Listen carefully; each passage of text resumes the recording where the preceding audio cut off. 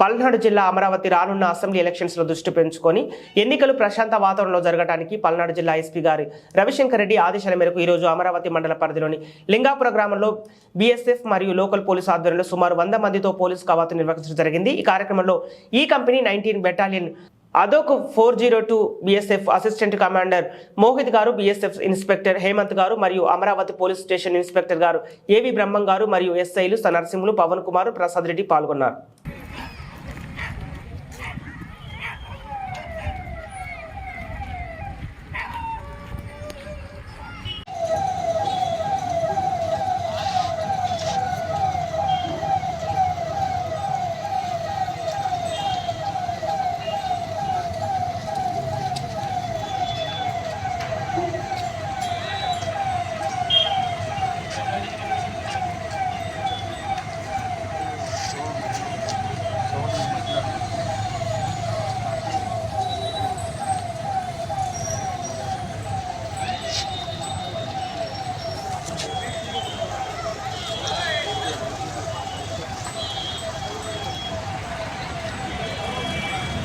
What up?